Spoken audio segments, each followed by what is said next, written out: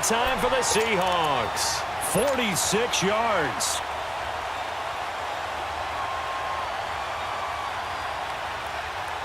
First and goal, and they got to be thinking a chance to get right back into this football game.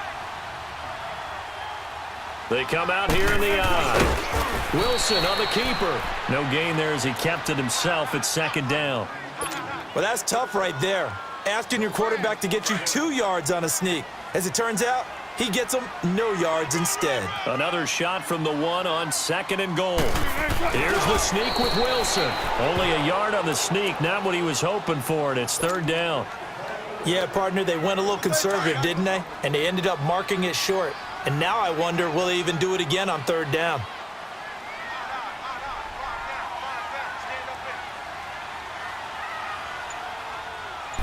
Wilson on the keeper. And he's going to be stopped up right at the line of scrimmage. Call it no gain on the keeper, and it's going to bring up a fourth down. Now, this feels like old-school football because this has turned into a good old-fashioned goal line stand. So on offense, what do you do now? Do you decide to run it or throw it if you go for it on fourth down? The Vikings offense now heading out to take over. This is sort of what you would call a put-away drive, isn't it? They score here, especially a touchdown. It's almost out of reach. It certainly feels that way, and I think that they're going to call their plays accordingly because what you really want to do, even though you know the scoreboard is still up there and the game's going to go on, you feel like you can take the spirit away from another team, that their drive and will to come back and win can be taken with another score right here. It's still third quarter, but you just get that feel. Yeah, they're teetering right there on the brink, aren't they?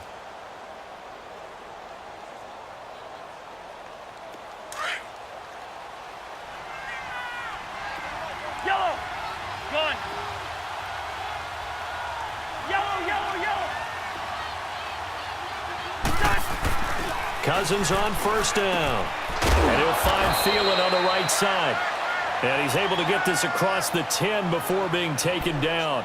Trying to escape the shadow of their goalpost. That helped. 10 yards. First down. Back now in Seattle, Washington. It's the Vikings in possession of the football and the lead. They'll be looking to add to that total as we begin quarter number 4. Out from the shadows of their goal line. Here's first and 10 from the 11.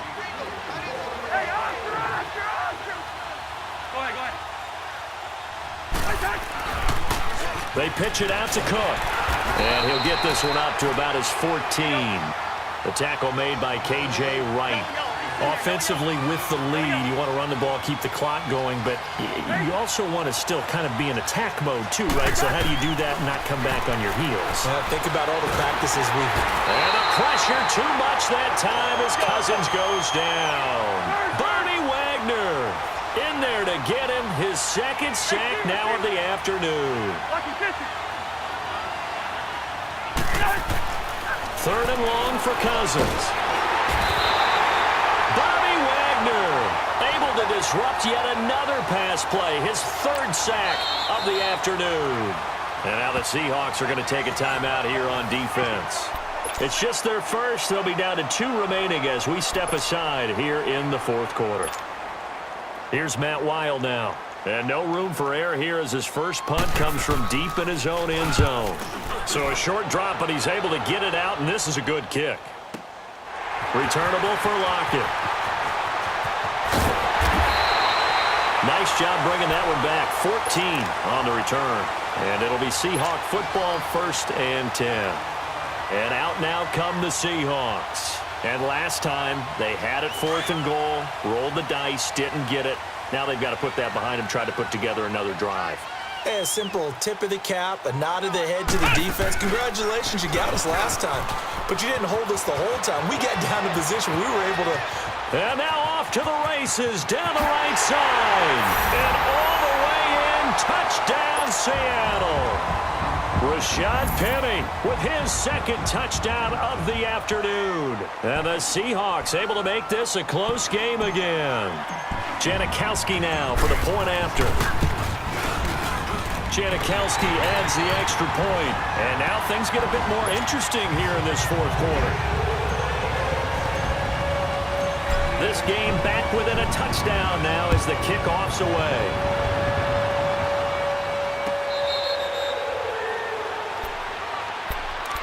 Now the Vikings offense gets set to take over here. They're holding on right now to that slim advantage in a one-score game, and you hear a lot about 2-minute offense and 4-minute offense. Obviously, the 4-minute offense applies here. How do they run that effectively? Yeah, really what the 4-minute offense is you're just trying to grind the clock. So you want consistent gains, steady gains. Doesn't have to be big plays, but it has to be plays that gets first downs and keeps the ball away from. And that's caught inside the 35.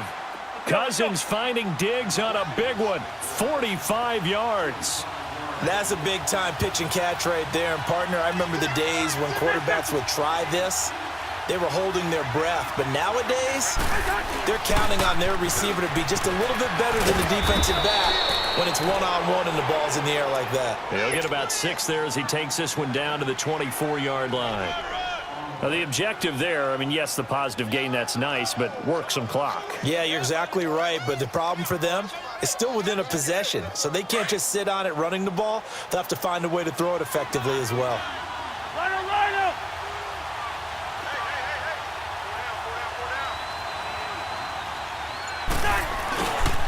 They run it again with Cook, and maybe a measure of revenge there. He's had his way in this one, but this time they get him behind the line. They'll wind up losing 4 yards on the play, and it'll be 3rd down.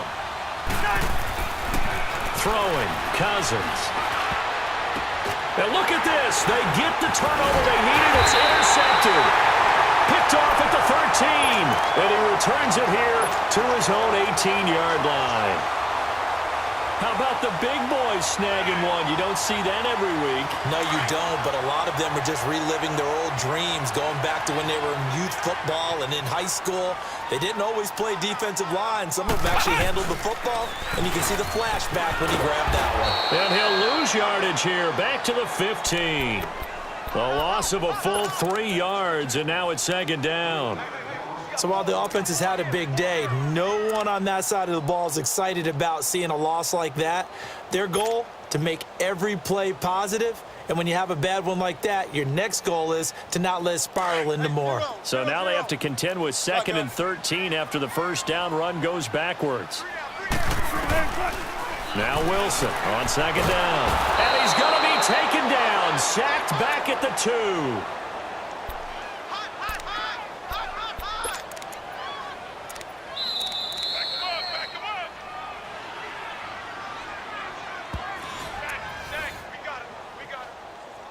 Time for a break. We'll come back for the electrifying conclusion after this. Wilson and the Seahawks looking for something big following the sack. It's 3rd and long here. Let's go, 14. Here's Wilson.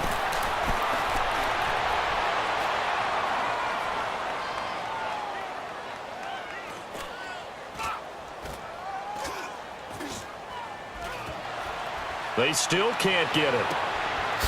Over the middle and into the hands of his receiver Moore. And down he'll go at the 25. A heck of a play there on 3rd down, but amazingly they're still short for 4th.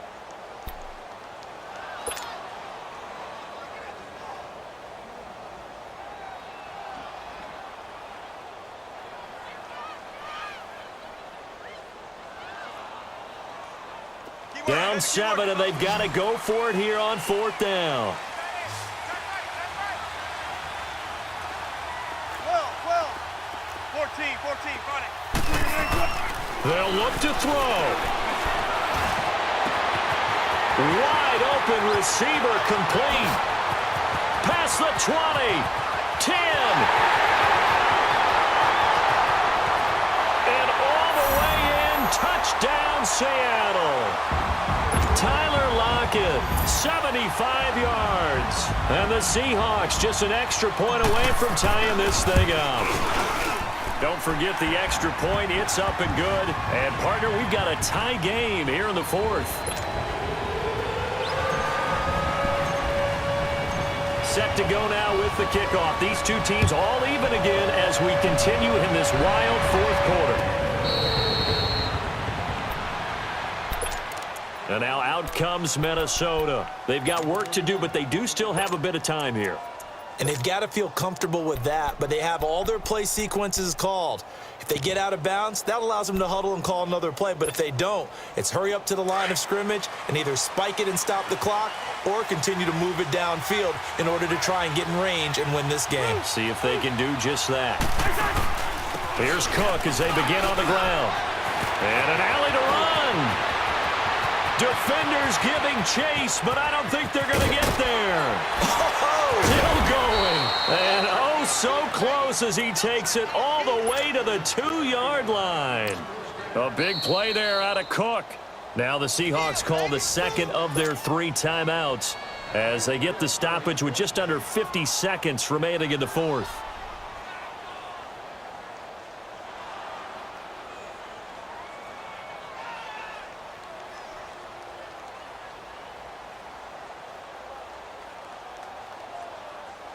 Our game-winning field goal would be a chip shot from here. Let's see how they play it on 1st and goal.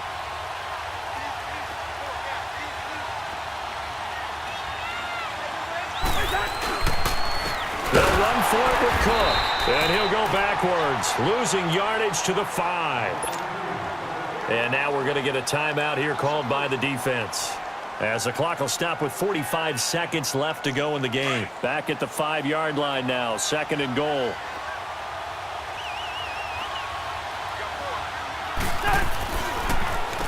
He'll get it up the middle. And he'll keep working toward that end zone as he's down to about the 2-yard line. They get 3 yards closer, but still work to do. It's 3rd and goal. Now, what's the thinking here? Because a touchdown would be nice, but you've ensured yourself a chance at 3 in the lead, so how worried are you about the 6? You're not very worried about if you're confident in your kicker. And if you got a kicker who can put it through the post, you feel really good about trying to bleed that clock down. In an ideal scenario, your kicker puts it through the post as the clock hits zeros. Here is Cook on 3rd and goal. And he'll be stopped just outside the 5 at the 6. Only able to pick up a yard, and that's going to leave him with a long 4th and goal. Now they get the timeout. It leads you to wonder, will they kick it here or risk running another play and possibly not getting down in time? We'll see.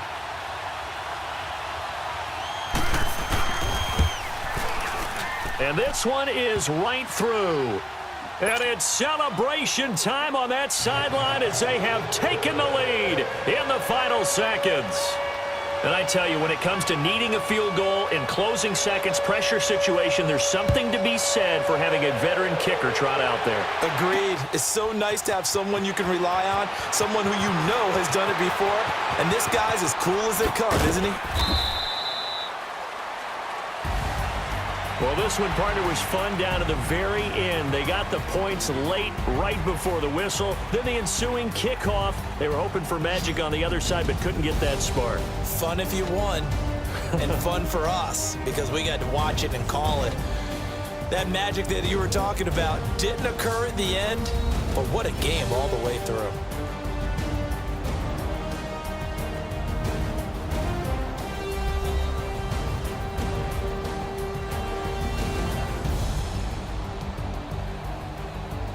So that'll just about do it for Charles Davis. I'm Brandon Gaudin. You've been watching the NFL on EA Sports. For more, log on to easports.com.